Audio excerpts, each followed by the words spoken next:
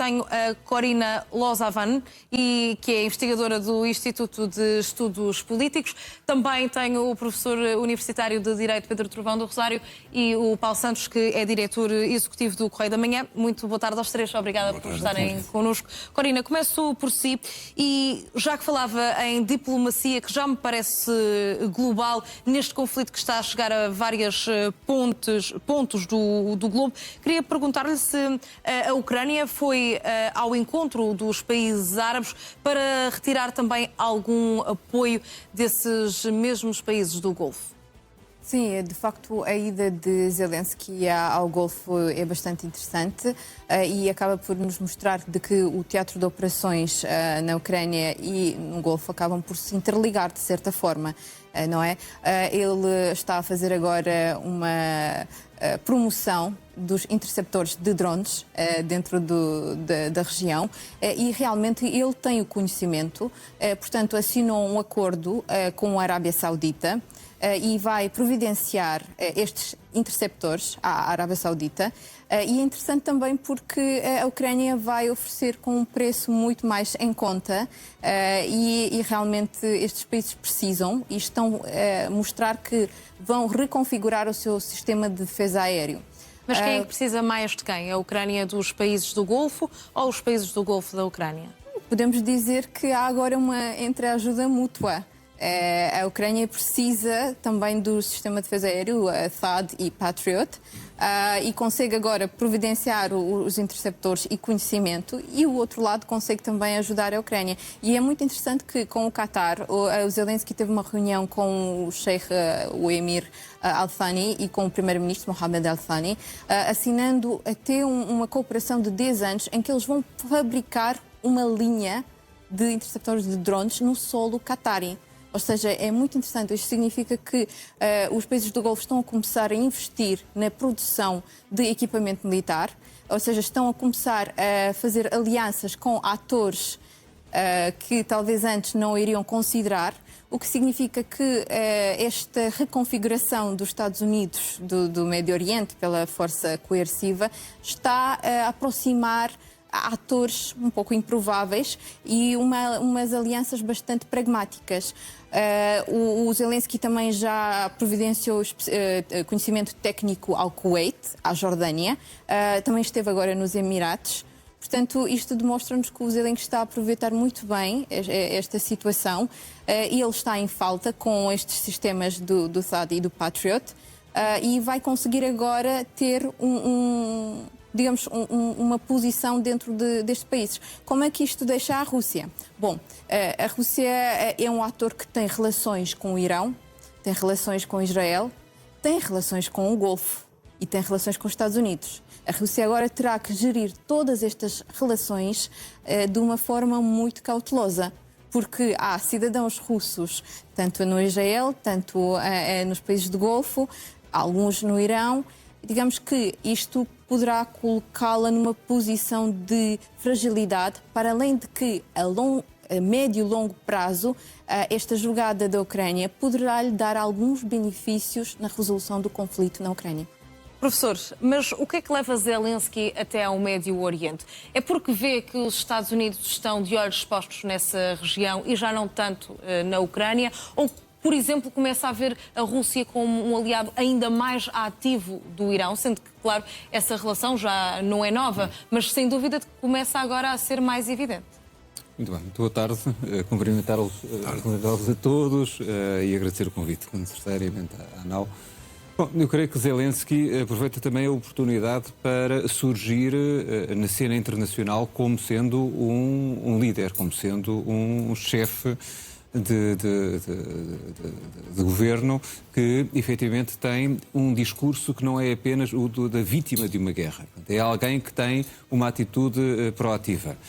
Pode apresentar soluções a outros Estados. Pode efetivamente ter, inclusive, outras oportunidades que não apenas aquelas que de alguma forma durante 4 anos foram surgindo sempre ou de uma forma particularmente constante, seja relativamente aos Estados Unidos da América, seja mesmo relativamente à Europa, e quando eu digo Europa já é pouco a sair da União Europeia, para percebermos que assim se consiga afirmar de outra forma e, inclusive, com a notícia, e tudo isto ocorre depois da notícia, de que os Estados Unidos da América poderão afetar alguns dos recursos que estavam para apoio à Ucrânia agora para o Médio Oriente, o que já tinha acontecido anteriormente.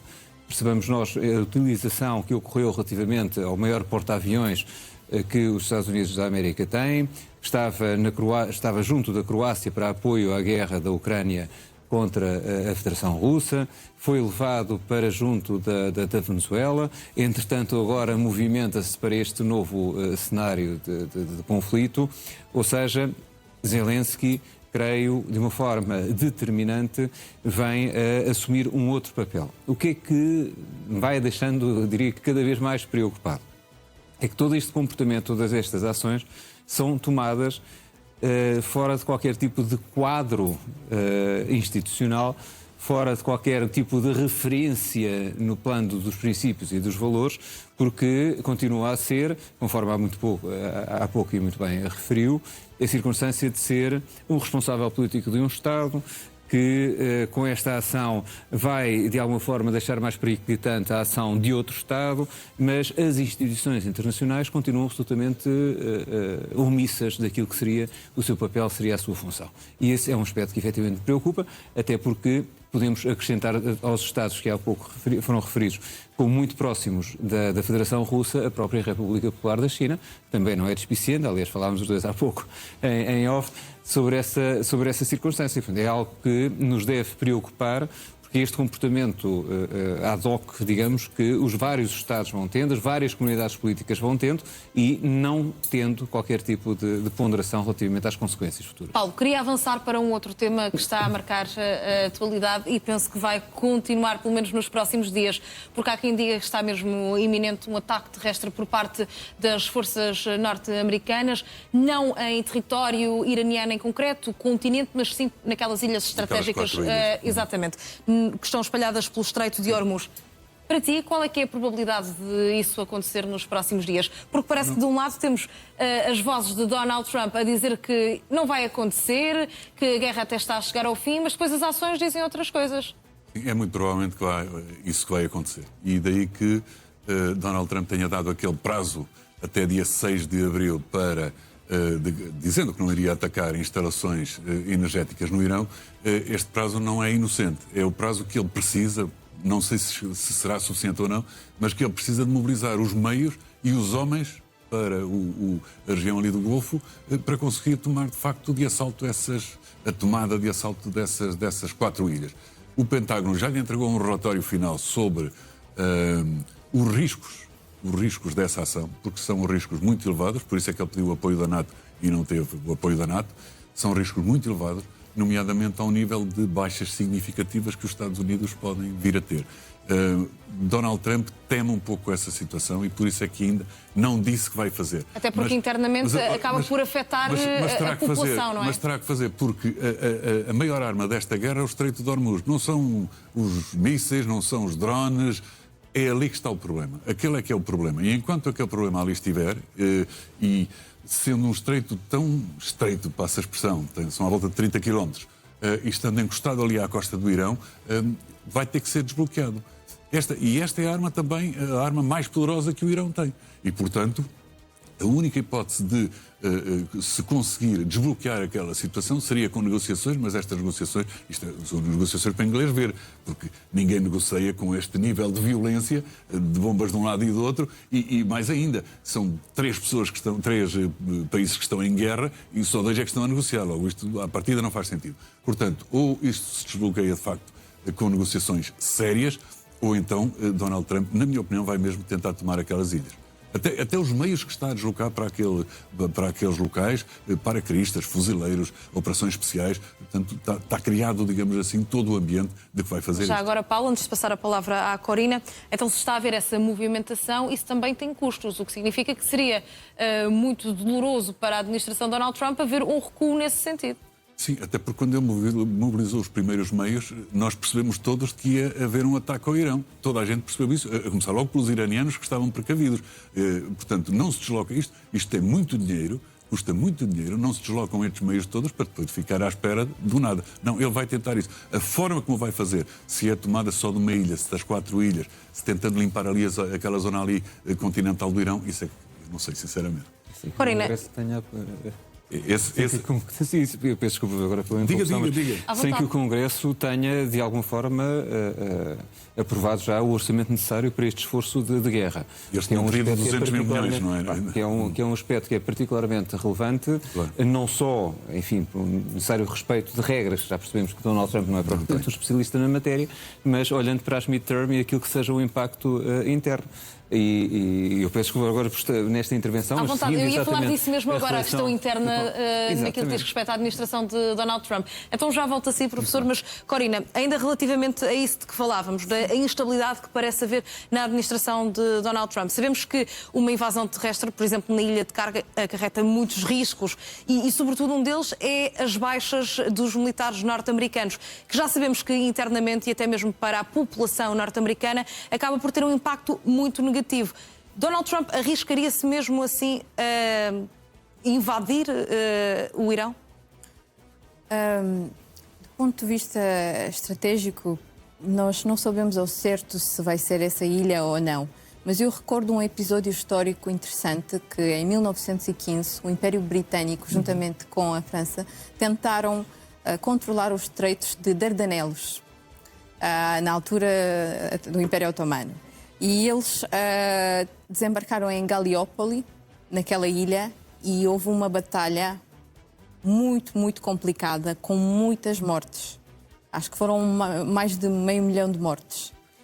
Portanto, já temos assim um indício de que uma operação deste calibre poderá ser uma operação muito complicada. Um grande cemitério, como exatamente. Sim, exatamente.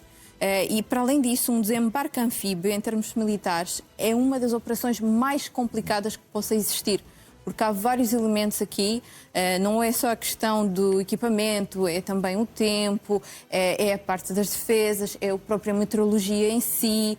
Portanto, a não ser que os Estados Unidos tenham feito todos estes cálculos muito bem, e presumo que tenham feito, pode haver aqui uma incursão. Ao mesmo tempo, pode não ser exatamente estas ilhas que nós estamos a considerar, porque há mais ilhas no estreito. Podem ser outros pontos e estes apenas serem uma diversão, não é? Uma diversão para que nós estejamos aqui a falar sobre estes pontos.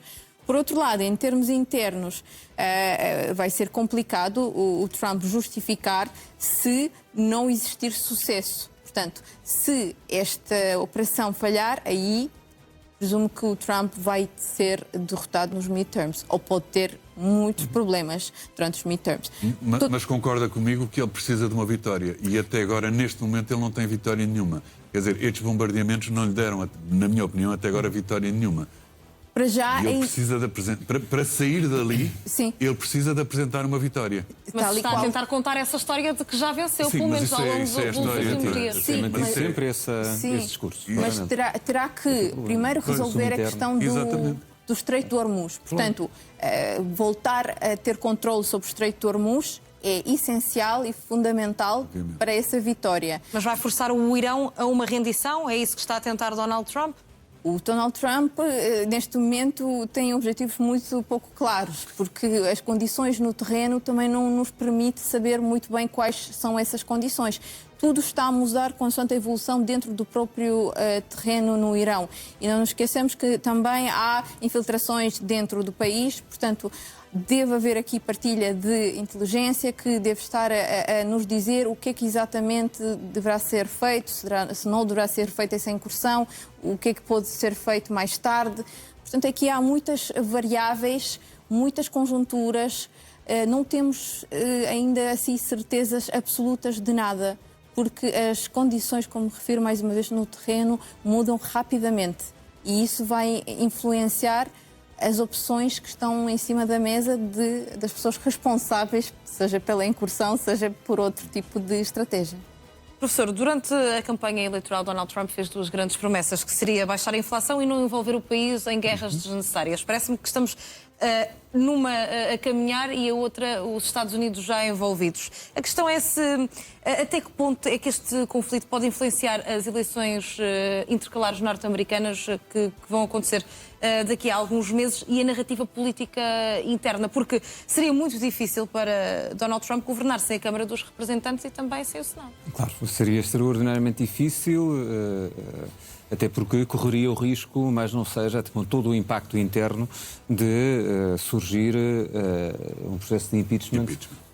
No âmbito daquilo que fosse um aumento do número de representantes democratas. Mas permita-me, inclusive, esta reflexão e o que possa fazer ou o que possa não fazer agora Donald Trump. E que seja um pouco esta parte da narrativa. Para consumo interno, tem afirmado que, para além de ter resolvido vários conflitos internacionais, alguns deles, inclusive, absolutamente inexistentes, Donald Trump tem afirmado continuamente que nós conseguimos destruir o poder político no Irão, nós destruímos o poder militar no Irão, nós somos vitoriosos. E isto vai mantendo e tem a sua base maga, digamos, ainda particularmente satisfeita. Há alguma que, no entanto, necessitará de perceber, e esse é o desafio que me parece que se coloca agora a Donald Trump, que é a legitimidade da sua atuação. Ou seja, perceber-se não só no plano interno como no plano internacional que aquilo que eu fiz está efetivamente legitimado. Eu não fui apenas, conforme se leu, relativamente a um dos principais responsáveis da inteligência norte-americana, eu não fui apenas em socorro de Israel, porque Israel me pediu para intervir, eu tinha legitimidade para o fazer. Aquilo que se me afigura, vamos ver, mas estamos aqui, obviamente, conforme referiu há pouco e muito bem, ainda com alguma insegurança relativamente a alguns aspectos, mas o tipo de movimentação que está a ser realizada na direção do Estreito de Hormuz afigura-se pelo tipo de militares em causa. Tanto também na sua dimensão, que queira assumir posições estratégicas fundamentais para permitir o desbloqueio do Estreito de Hormuz. E aqui vai conseguir ter pela primeira vez um momento de respeito do direito internacional, na ótica de Trump, também não é líquido que o seja, que é no âmbito do direito do mar e da Convenção das Nações Unidas, ou seja, o direito de passagem.